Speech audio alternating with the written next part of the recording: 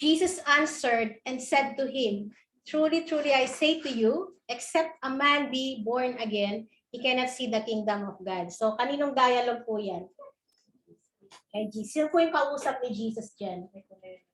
Okay, so si Nicodemus, so yung conversation po nila ni Nicodemus yan kasi that is the time na nagtanong si Nicodemus kung paano daw siya makakakita o makakaano sa kingdom of heaven, di ba? Kasi alam natin kung sino si Nicodemus.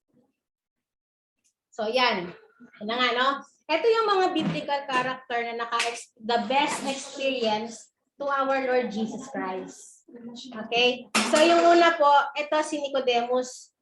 Okay? So siya po ay teacher of the law for both religious leaders and ordinary people. He was a man of morals. Kasi more on ano siya sa law, no? Sa law of Moses.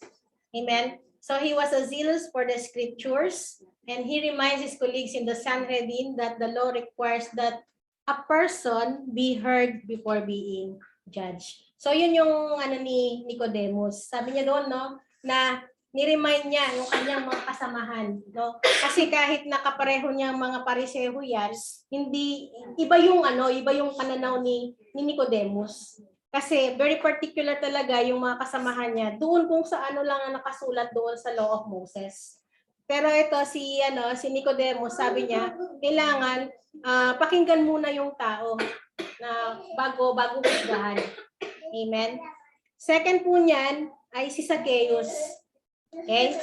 Siya po ay isang tax collector at isang magnanakaw na din. Magnanakaw na, in a way na nagnanakaw siya ng kaban ng bayan. Kumbaga parang corrupt, di ba? Corrupt. So, he is known primarily for his faith in climbing a sycamore tree to see Jesus, and also his generosity in giving half of all he possessed. So nung nakilala niya at na-experience niya si Jesus, no, nagkaroon siya ng puso na tama, no, na tinalikuran niya yung kanyang ginagawa at sabi niya lahat daw ng kanyang mga naagrabyadong tao ay ibabalik niya ng mas higit pa doon sa mga nanakaw niya sa kanila.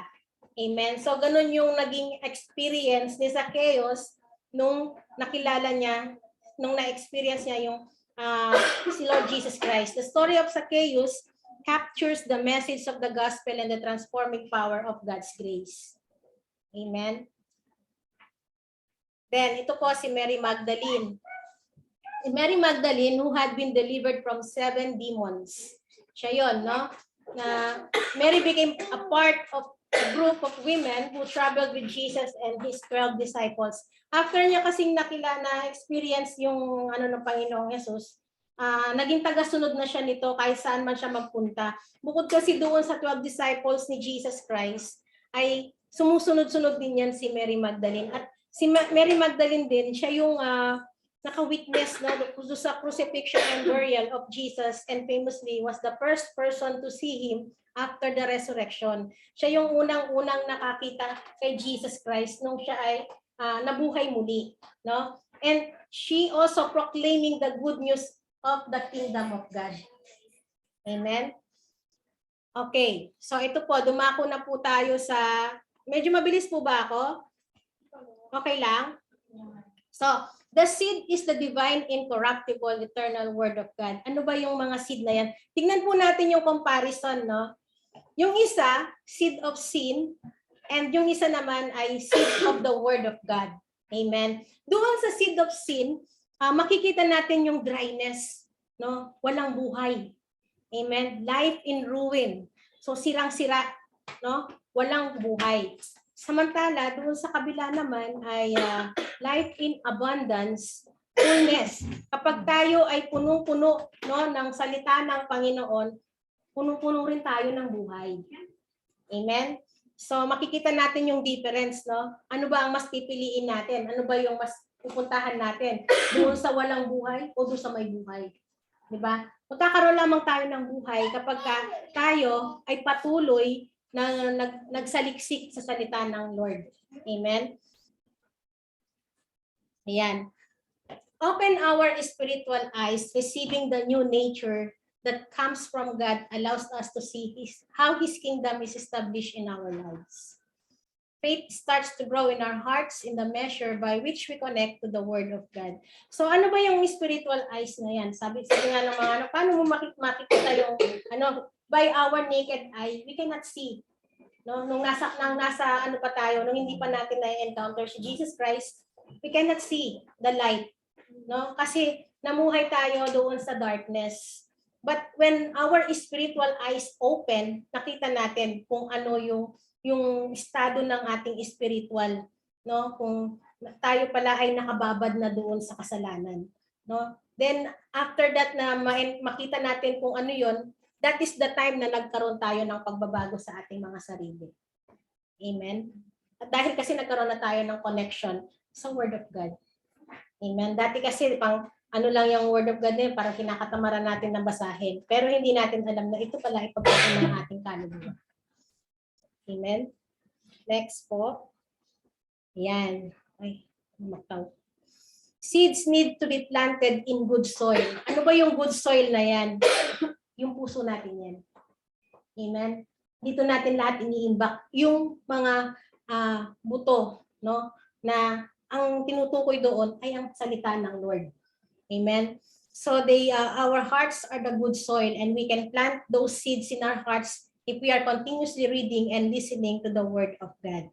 Amen. So kung ano yung ini-input mo diyan sa heart mo, yun ang magre-reflect sa kung ano ka. Amen. Kung ano personality mo, no? Kung ano na yung nasa natin. Pero tayo dahil we are processed and we are still in the flesh, kaya wino-work out natin 'yan, no? Na hanggang sa maging ganap na tayong buo para sa ating Panginoon. Amen. So ano ba yung mga benefits of new births? Yan.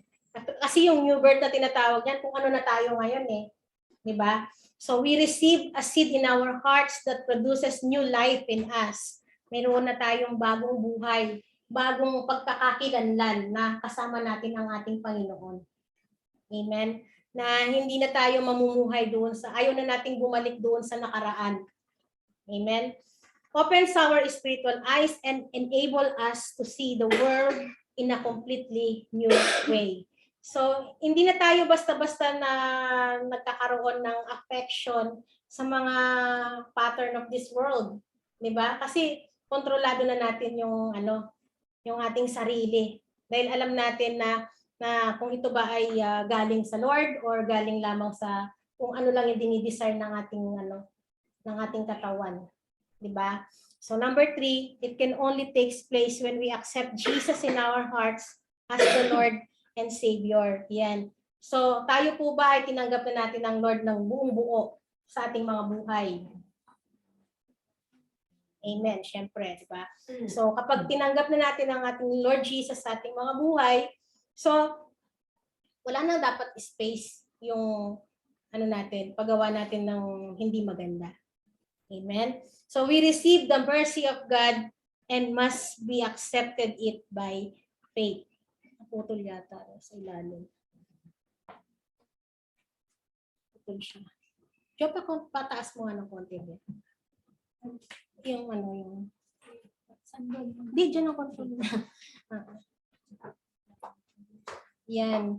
Yung mercy of God, yan, lagi yan binibigay sa atin. No? Hindi, taas mo, meron pang number 5.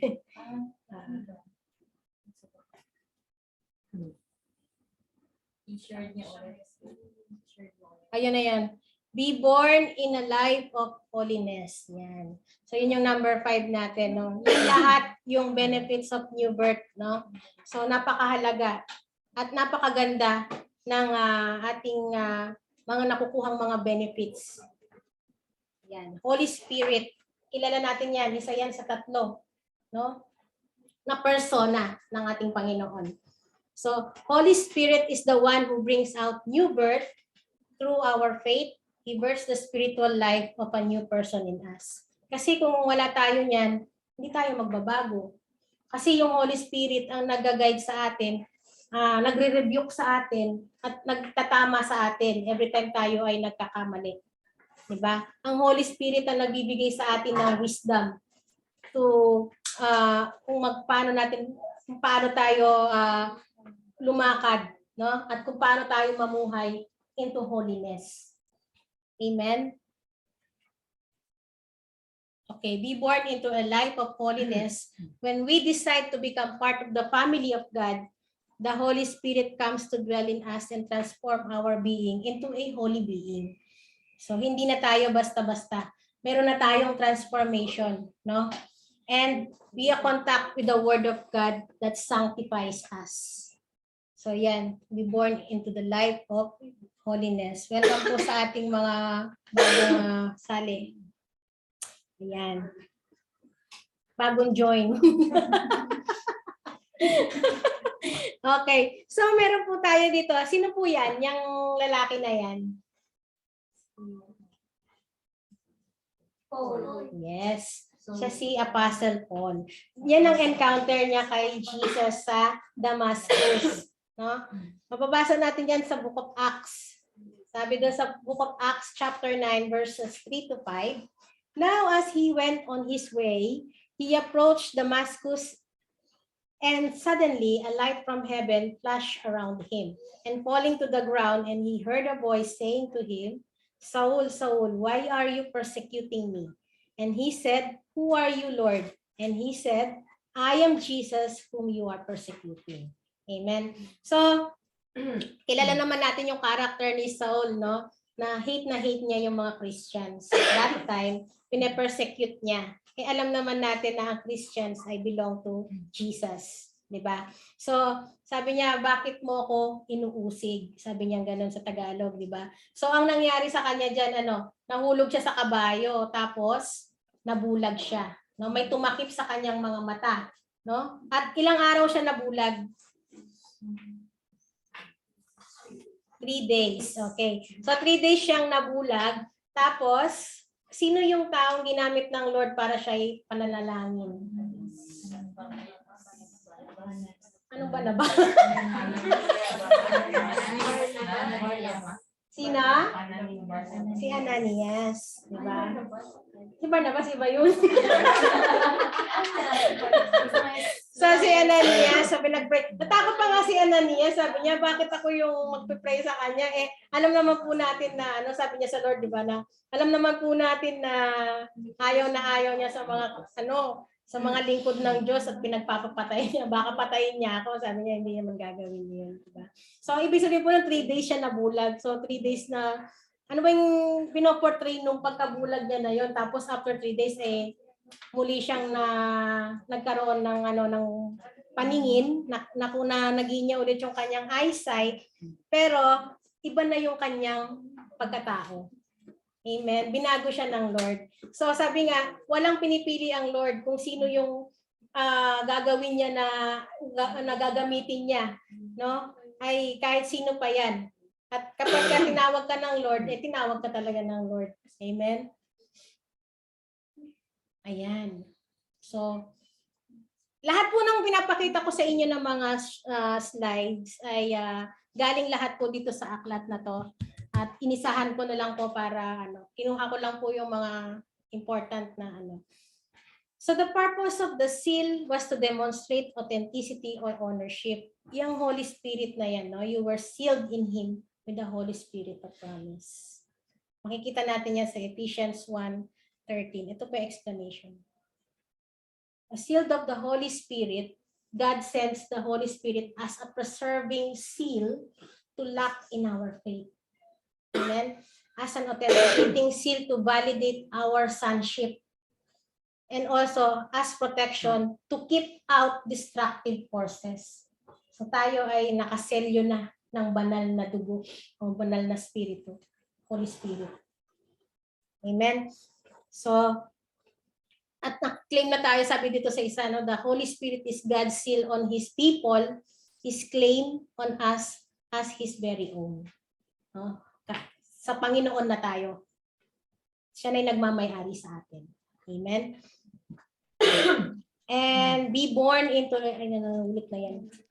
Okay. Being a Christian is more than just an instantaneous conversion. It is daily process whereby you grow to be more and more like Christ. Yan. So in short, we are all in process. Okay? So bilang mga Kristiyano, nararanasan talaga natin yung araw-araw tayong nakaka-encounter na nagpapasubok sa atin kung paano tayo paguhin ng Lord. May mga sitwasyon na yan na ginagamit ng Lord para tayo ay mahubog sa doon sa plano niya sa atin, no? Yung mga circumstances yun din ang ginagamit ng Lord minsan para tayo ay patatagin sa ating pananampalataya sa Kanya. Amen. Okay. So the great things that will happen in our lives if we read and study the Word of God, ito yung mga great things na mangyayari sa ating buhay kapag tayo ay patuloy na nagbasa at nag-aral ng salita ng Lord. No? You will be cleansed, sabi niya, no? You will be sanctified. Ayan, yung mga verses na yan, ito yun. Okay, Psalm 119:9. And then you will be sanctified, set apart for God. For John 17:17. You will be built up. Deuteronomy 12:28. And you will have the power to overcome the, ano naman makita putol na naman siya.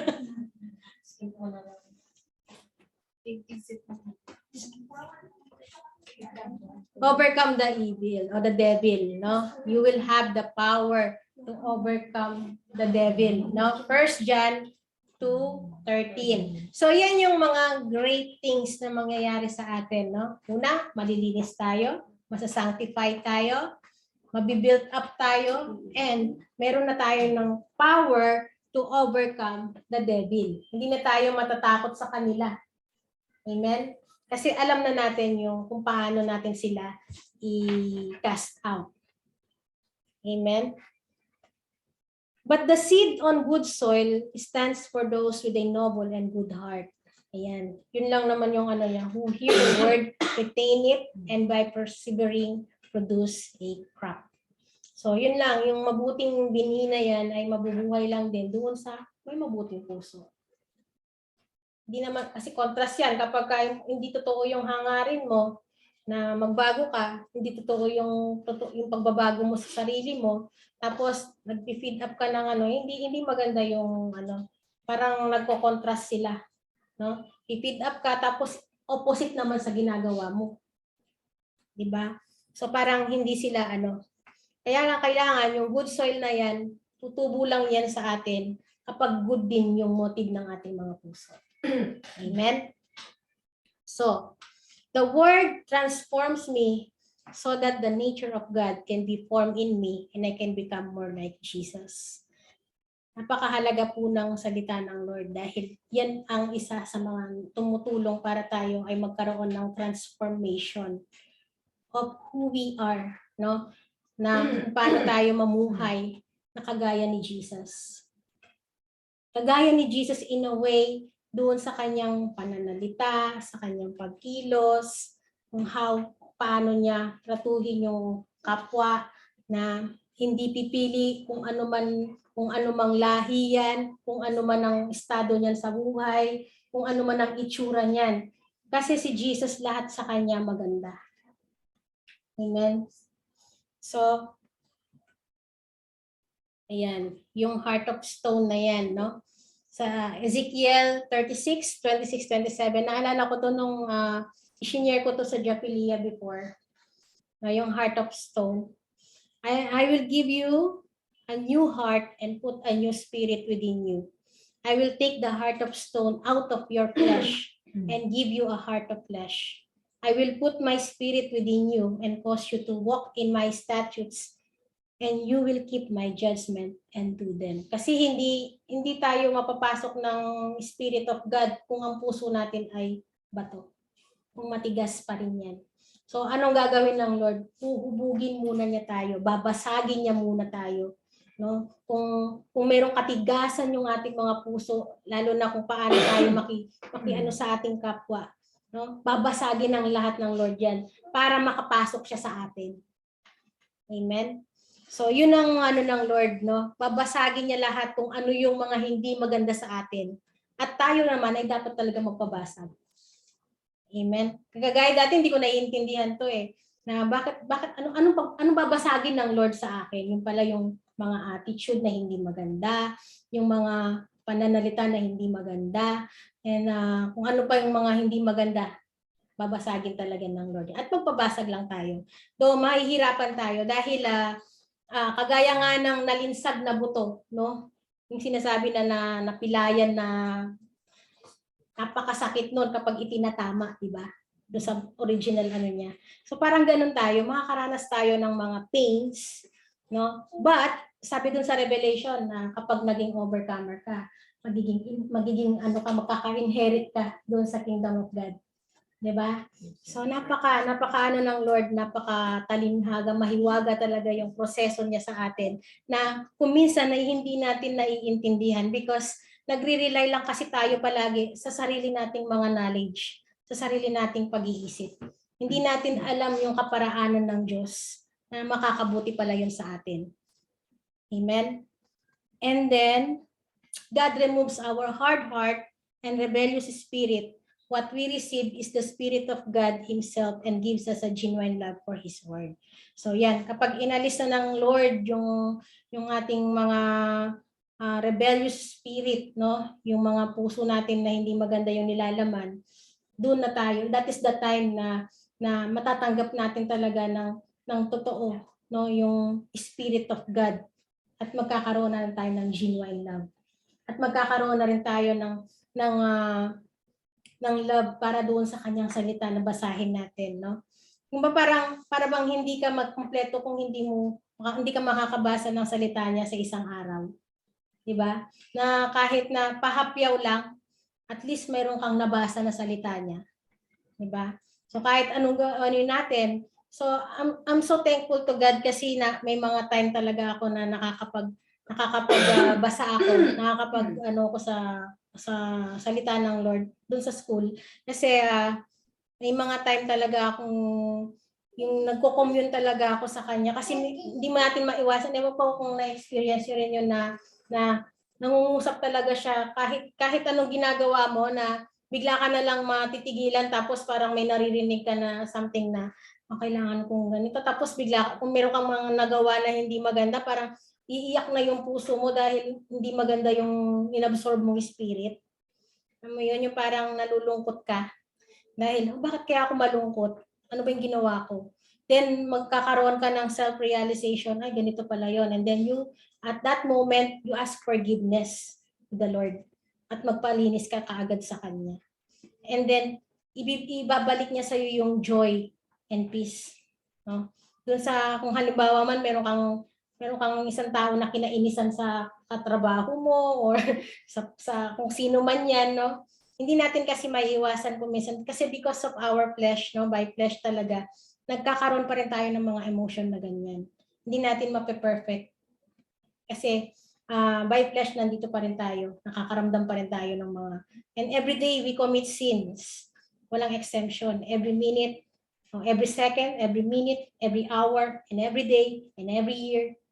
Diba? Lahat tayo, marami tayong nagagawang kasalanan, hindi lang isa. That's why ang Lord, napakalaki ng kanyang grace and mercy para sa ating lahat. To correct every mistakes that we did every day. And ang turo sa atin ng ating leader, bago tayo matulog, we must ask forgiveness. Because we can never tell if the next day, buhay pa ba tayo? Diba? So, dapat everyday talaga nag-a-ask tayo ng forgiveness sa grace and mercy ng ating Panginoon. Amen? And when we are born again, the spirit of holiness is planted in us as a seed. Sabi ni Joyce Meyer yan, no? Na kapag tayo ay na-born again na, yung spirit of holiness is planted in us as a seed. Pansinin niyo po, no, yung palaging ang dami dyan ng word, talaga seed ang tinutukoy. Diba? Kasi kailangan natin siyang patubuin sa ating mga puso. Hindi lang tayo basa ng basa tapos wala namang application. Amen? The wind blows wherever it is, you hear its sound, but you cannot tell where it comes from or where it is going. So it is with everyone born of the Spirit. So hindi natin alam, nakikita ba natin yung hangin? Hindi, di ba? Pero nararamdaman natin. Nakikita ba natin yung Spirit? Hindi, pero nararamdaman natin. So, ganun. Diba? Yung Word of God, may kapangyarihan yan. No?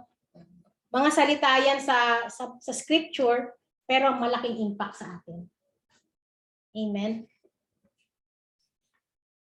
Being born again means we receive a new life as soon as we accept Christ in our hearts as our personal Lord and Savior. So, ano lang naman natin yan, mga self-explanatory na po yung iba dyan.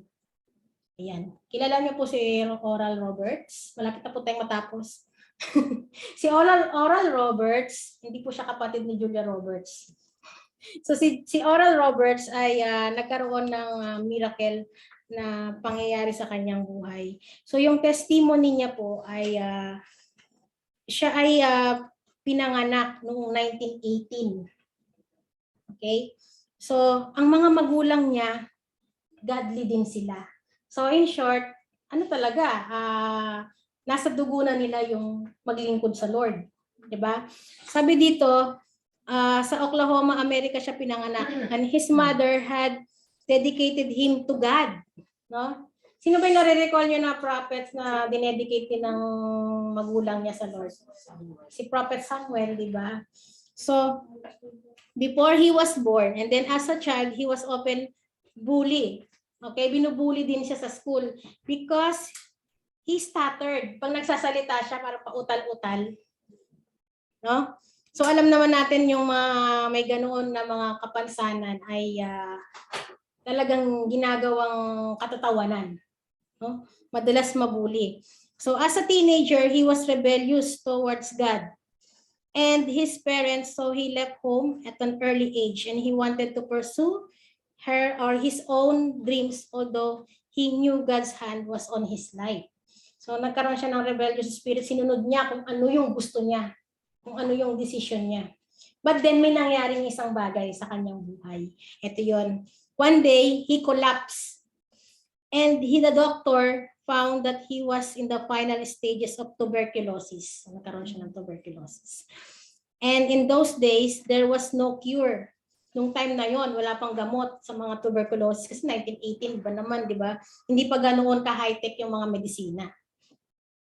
So, for the disease, as antibiotics had yet to be discovered. He was bedridden for 163 days and had no chance of survival. So wala siyang chance na mag-survive. While he was being driven to an evangelist meeting. Si Oral Roberts pala, isa siyang evangelist. No? Kilalang evangelist. He heard the audible voice of the Spirit. Narinig niya. Sabi nung sa kanya, "Son, I am going to heal you and you are to take my healing power to your general on you are to build me a university." So inano siya ng na magpatayo ng university para daw doon sa mga estudyante na gusto rin na mag-aral, no, para sa salita ng Lord. And he had no money. Wala siya, wala, kasi poor din sila hindi sila mayaman, no? During the meeting, he was miraculously healed at pinagaling siya. Yun, na-experience niya si Lord, no? And sabi pa dito, as he shared his testimony, he realized that his stammering had been healed as well. So hindi na siya pautal-utal kung magsalita, kasama na yung pinagaling ng Lord sa kanya. Kasi gagamitin nga siya na tagapagsalita ng Lord, no, to spread the gospel. Amen. So tingnan niyo yung nangyari sa kanya, di ba? So bata pa lang tayo, kasi mga tao, hindi nasa pa lang tayo ng mga magulang natin, meron na talagang nakaplano yung Lord para sa atin. Amen. So wag lang tayo, sabi nga yung iba na tumatalima, yung iba naman na hindi. So it's up to us kung saan ba yung niya. When the time was ripe, the Holy Spirit began to stir his comfortableness. So as he sought God's power, he received empowerment. Naka-receive siya ng empowerment. At the leading of the Holy Spirit, he conducted a miracle services where a lady was healed of a crippled hand that marked the beginning of his ministry as an evangelist. So yun doon nagsimula yung kanyang ministry bilang isang evangelist. And si Oral Roberts ay nagpapagaling siya ng mga may karamdaman. Yung kapangyarihan na nanggagaling sa Holy Spirit. Amen.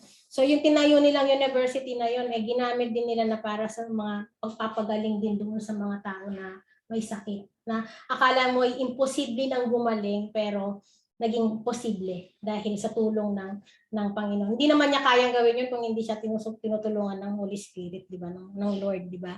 So, siya ay namatay noong 2009. No? Sa katandaan na lang din. Pero yung mga ginawa niya ay naging remarkable naman. Dahil yung testimony niya ay nagpapatunay na doon sa mamamatay na lang siya, pero dahil sumunod siya doon sa pinagawa ng Lord, no? Pinagaling siya. Amen. So, yan po yung testimony ni Oral Roberts. Nasa ano po yan, live class? Ayan. So, when we are born into a new life in Christ, we receive the seal of the Holy Spirit as a result of our priorities change. Nagbabago na yung mga priorities natin.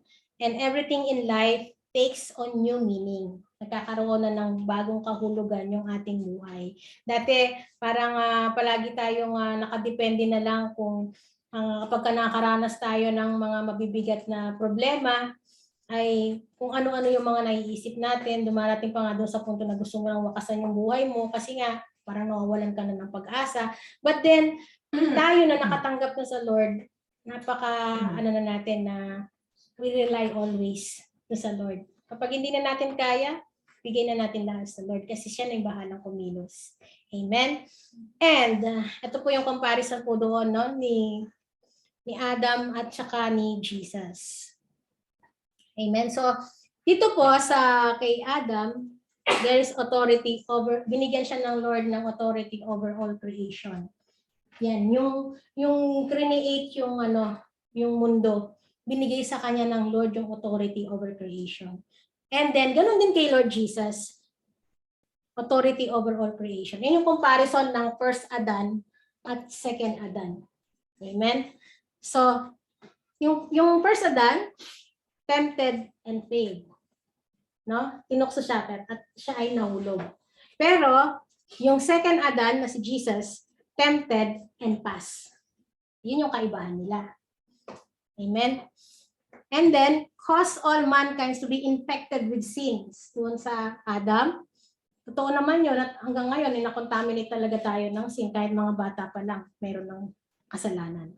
Amen? Dahil doon sa dugong nananalaytay sa atin. So kahit pa sinabi natin na ang tawag doon, yung mundo, ginunaw na ng Lord nung time na ilang pamilya lang nung natira, pero nandun pa rin sa bloodstream yung sin. Hindi pa rin naalis. Kaya nga nagpatuloy. No? Pero si Jesus saved all mankind the opportunity to forgiven all sins. Yan ang ginawa ni Jesus. And then, disobedience to God leads to death naman kay Adam. No, dahil doon sa disobedience is the first sin na nagawa ng tao sa Lord, ng disobedience to God leads to death. At kaya nagkaroon ng kamatayan. While Jesus, obedience to God leads to life. Nagkaroon ng panibagong buhay. And then, ito gave authority to Satan, si Adam. Pero si Jesus, anong ginawa niya? Took authority back from Satan. So yung kaibahan, no? Nag-failed yung unang Adan, pero yung dumating si Jesus na second Adan, lahat ay nagkaroon na ng kaayusan. Nagkaroon ng restoration. Amen? So, nasa book din po yan, pero inano ko na lang. The new birth, you must be born again. The nature of the new birth, most assuredly, Jesus testifies to the truthfulness and certainty of what he says. What Jesus says is essential to enter the kingdom or his church. And being born from above, born again, consists of two elements, the water and the spirit. Amen? The water represents dun sa public declaration of your faith. While the Spirit, ito yung inimplant sa atin ng ating Panginoon. Amen? Kaya nga nare-recognize natin yung yung mabuti sa masama. At nagkakaroon na rin tayo ng control sa ating mga sarili. Amen? Being born of the Spirit means that you are no longer the one directing your own life and you depend completely on the direction of the Holy Spirit instead. No? Hindi ka na nagdidepende sa sarili mo, kundi sa Lord na, sa Holy Spirit na, sa leading na ng Holy Spirit. No? Dati, pag nagdidesisyon tayo, pabara-bara. Pero ngayon, nagpipray tayo. I-lead niyo po ako kung tama po ba yung gagawin ko. Di ba napakaganda nun? Dahil lahat ng nag-rely sa Holy Spirit, puro tama yung mga desisyon na ginagawa. Amen? And the two types of believers, we have the earthly believers and the spiritual believers. Sino itong mga earthly believers na to? May well go to church but have not had a genuine experience of God and directed by their own opinions and walk by logics. So ito, pumupunta nga, ito yung mga sinasabi na, ay, kilala ko naman yun, nagpipray naman ako.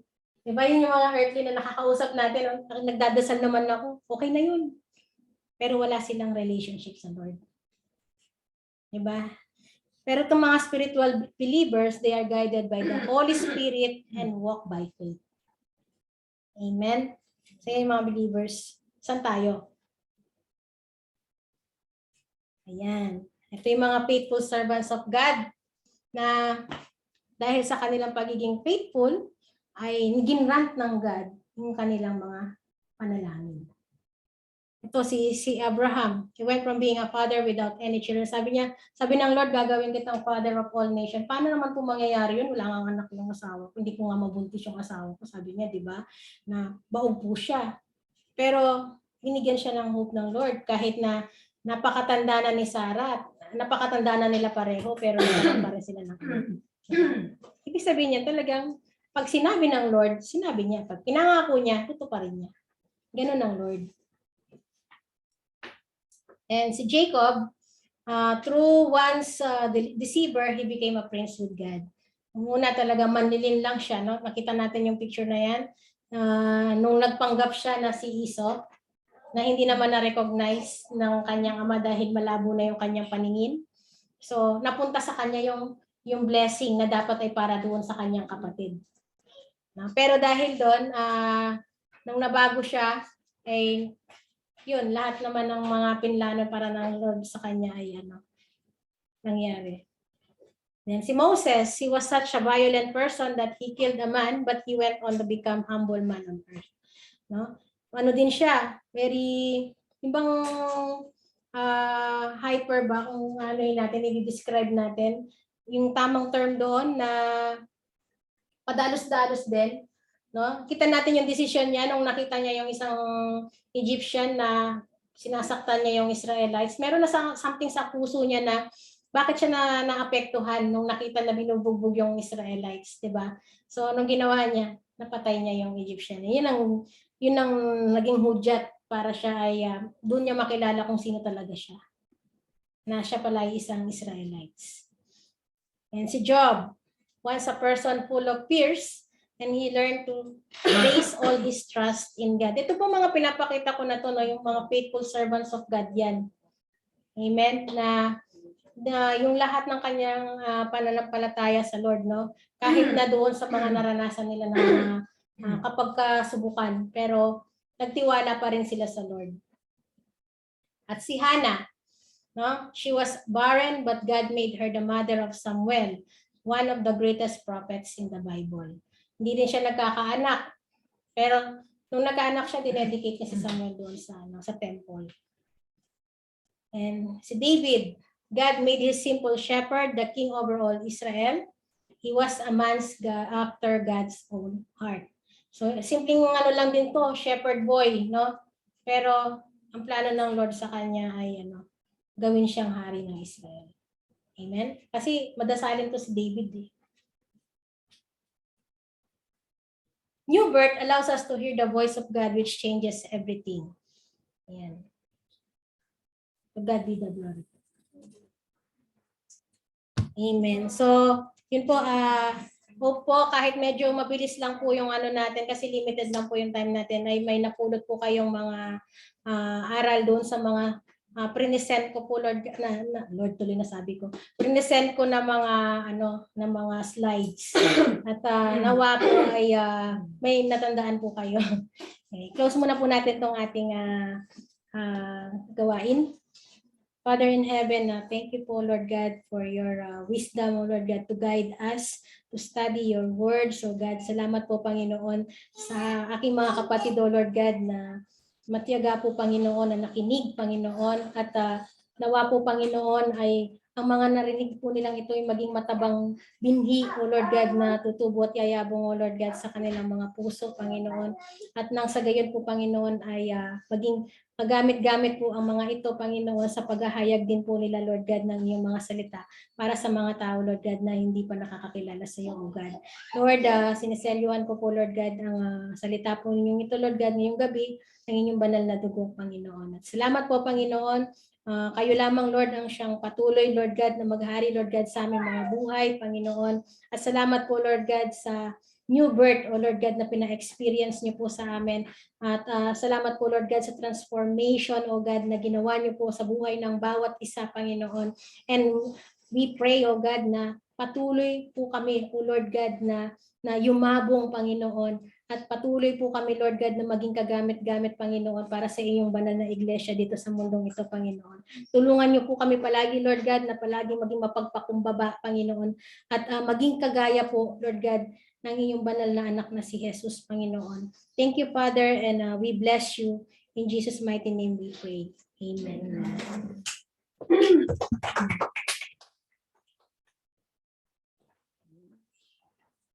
Amen. So, praise the Lord. At repetition, no? Huwag tayong magsasawa na mapakinggan kahit ulit-ulit yung mga bagay ba, yung mga salita ng Lord, no? So, alam ko po na maraming tayong natutunan tonight, pero tatawag lamang po ako ng dalawa. Isa sa online at isa dito. Then, si Nanay Jen, tapos closing prayer na ni Sis Bel. So, sige po, isa po sa online.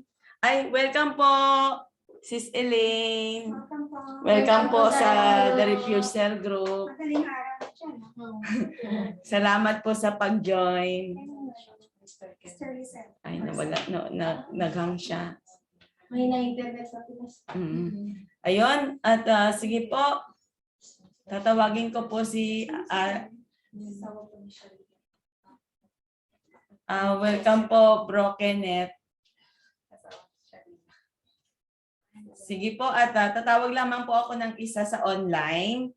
At paki-minimize na lang po yung si Ate Selma po. Oo, ikaw nga. Isa lang. Ay.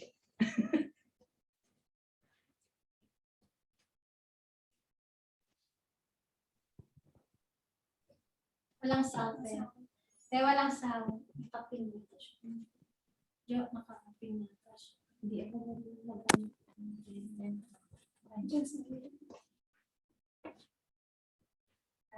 hindi siya.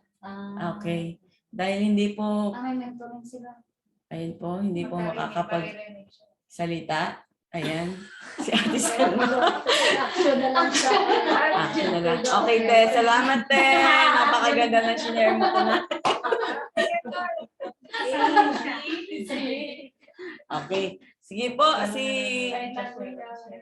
dito na lang po ako tatawag. Isa po dito. Isa po doon. Sige, bayan na lang. Ikaw, sisla rin. Amen. So, ayan po, nire-refer po tayo ng Lord, no? Maraming salamat. Yung napag-aralan natin ngayon, it really sticks very, para practical talaga. Yung nagagawa talaga natin, nangyayari sa atin. And nag-stuck sa akin ngayong gabi is that the Holy Spirit is our seal.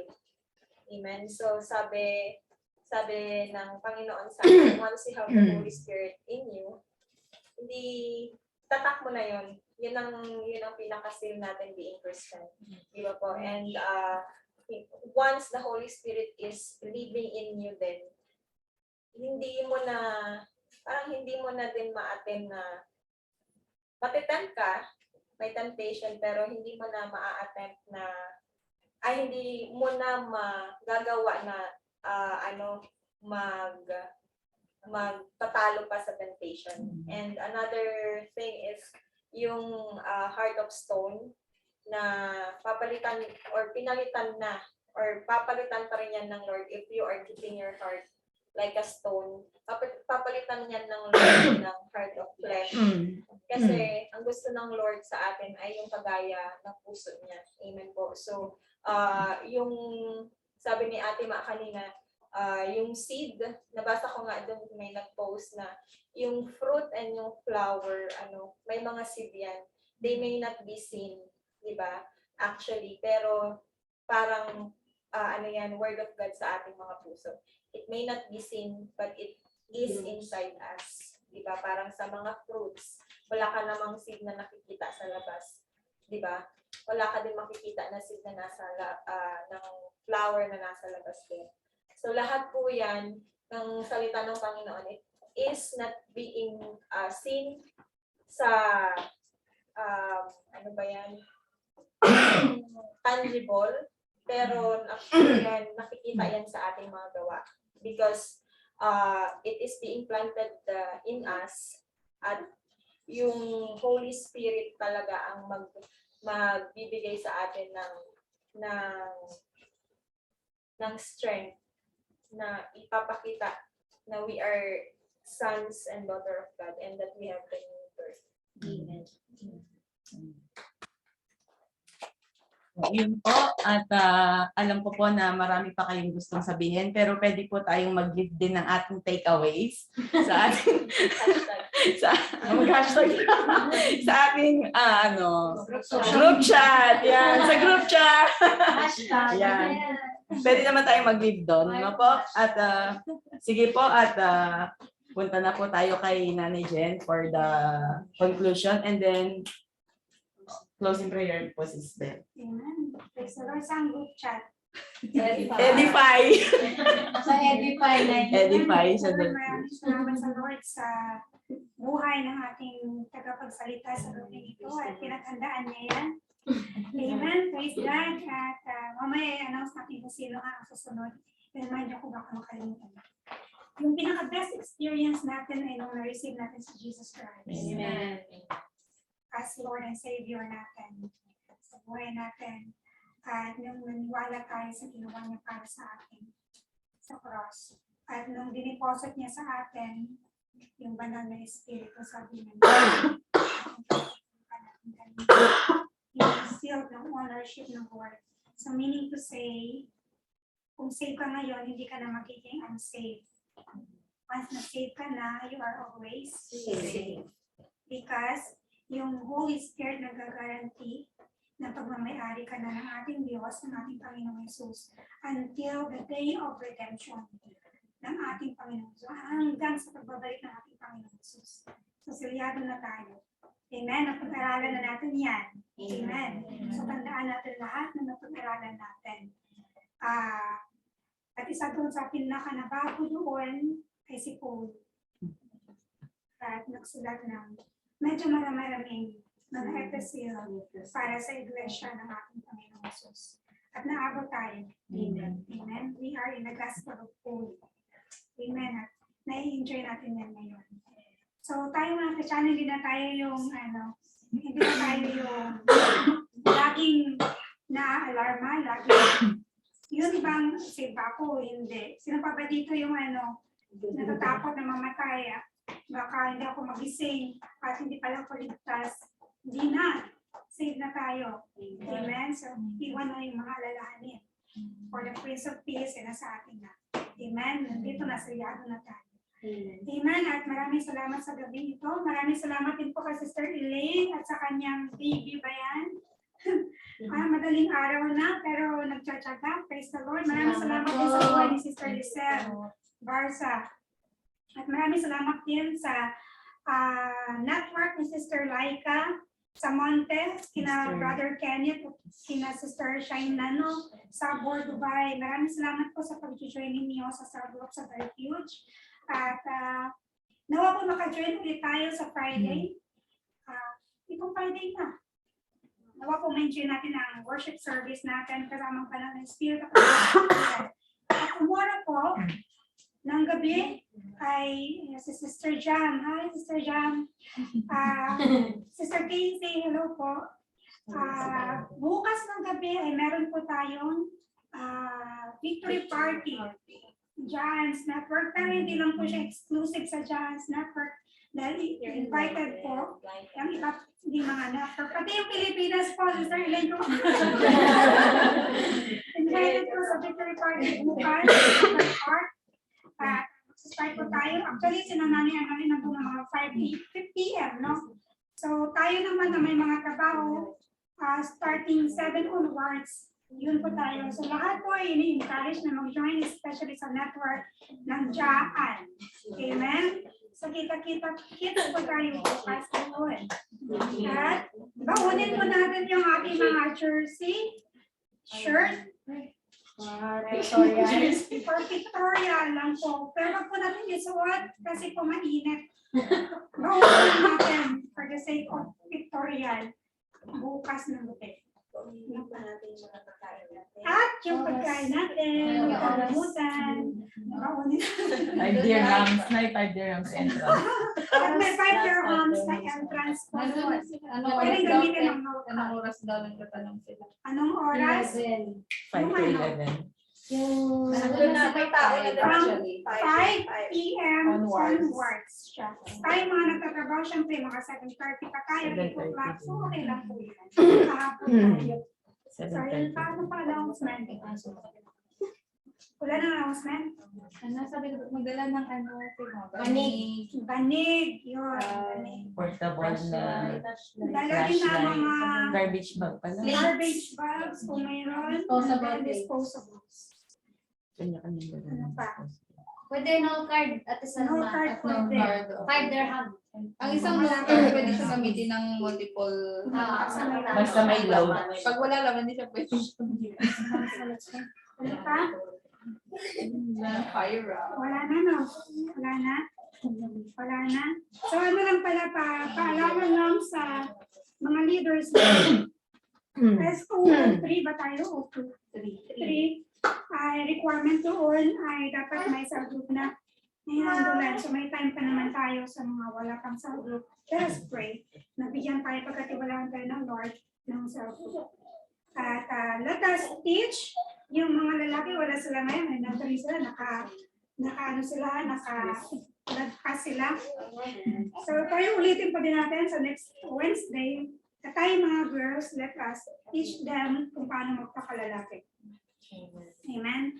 Iba yung role ng babae, iba ang role din ng lalaki. So pwede natin magpakalalaki, hindi tayo mga feminista, pero kaya natin gawin.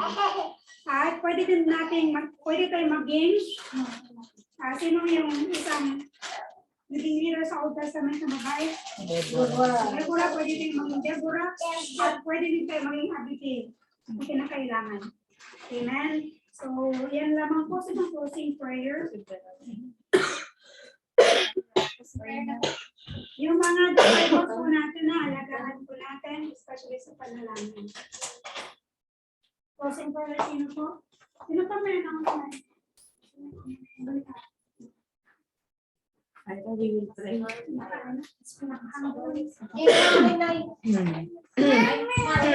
Pero okay lang mag-pray po lang sila. Kasi mamadali tayo. Sige po. Ayan po, so let us pray po. Amen. So, palakpakan po mga na natin lahat.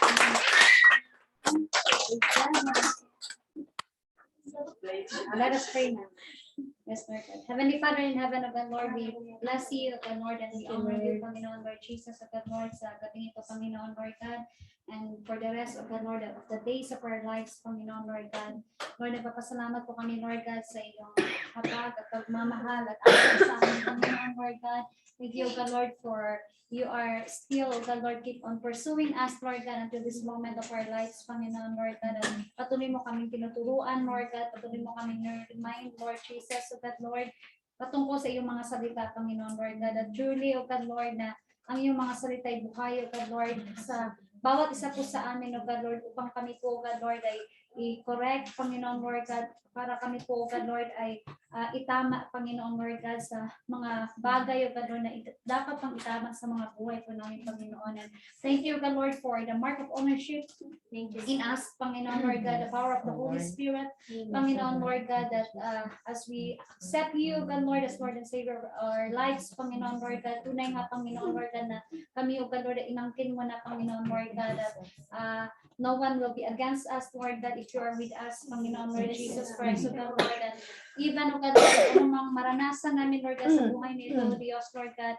no one can separate us, Lord God, in you, O God Lord, as long as, Panginoon Lord God, kami po, O God Lord, ay, hallelujah, connected sa iyo, Panginoon Lord God, as long as kami po, O God Lord, ay sinisika po namin, Panginoon Lord Jesus, Lord God, no one can harm us, Panginoon Lord God, as you promised, Lord God, on your word, Panginoon Lord God, na siya nga po, God Lord, na nararanasan namin, Lord God, sa mga buhay namin, Panginoon. Thank you for all the promises, Panginoon Lord God, and thank you for the power of your word that cleanse us and sanctify us daily, Panginoon Lord God, and help us, Lord God, always, God, to carry our cross daily and follow you, Panginoon Lord Jesus, sa mga buhay po namin, Lord God. All our weakness, Lord God, we entrust to you, Panginoon Lord God, and we ask for your very help, Panginoon Lord God, ng banal na Espiritu Santo, Panginoon, upang kami po ay maging matagumpay sa aming buhay, Lord God, sa bawat na-experience namin, Panginoon, Lord God, sa bawat challenges, Lord God, sa bawat testing, sa bawat mga bagay, O God Lord, na-experience namin, Panginoon Lord God, we are more than overcomer because of you, Panginoon Lord God, sa aming buhay, Panginoon Lord God. At salamat, Panginoon Lord God, sa gabing ito, O God Lord, and may you protect us, Lord God, and may you bless us, Panginoon Lord God. We declare, O God Lord, blessing upon blessing, Panginoon Lord God, above all sa mga spiritual po namin, Panginoon Lord God. And thank you always, Lord God, that you are there, O God Lord, to hear, to listen to our prayers, Panginoon Lord God, at siya nga po, Panginoon Lord God, na nakikita mo ang mga desire ng puso ng bawat isa sa amin, Panginoon, especially, Lord God, sa aming calling, sa aming, sa calling mo sa amin, Panginoon Lord God, sa purpose mo sa amin, Panginoon Lord God, may it will be happen, O God Lord, and it will be fulfilled, Panginoon Lord God, according to your perfect time and will sa bawat isa po sa amin, Panginoon. Thank you so much, mga kapatid namin, Lord God, na nasa online, even, O God Lord, sa mga kapatid namin, Lord God, sa gabing ito, O God Lord, sa place na ito, Panginoon Lord God, may you continue to help us, Lord God, kung paano mamuhay, O God Lord, in accordance, O God Lord, to the Holy Spirit that leading us, Panginoon Lord God. Thank you so much, Father. Bless our leaders, Lord God, Rabigyan, Pastor Maylene, Pastor Jen, Panginoon Lord God, and each and every one of us, Panginoon, our families, Panginoon Lord God, back in the Philippines, Panginoon, may you bless them, may you protect them, may you preserve them, Panginoon Lord God. And all this, O God Lord, we ask, O God Lord, to your Son Jesus. In Jesus' name we pray. Amen.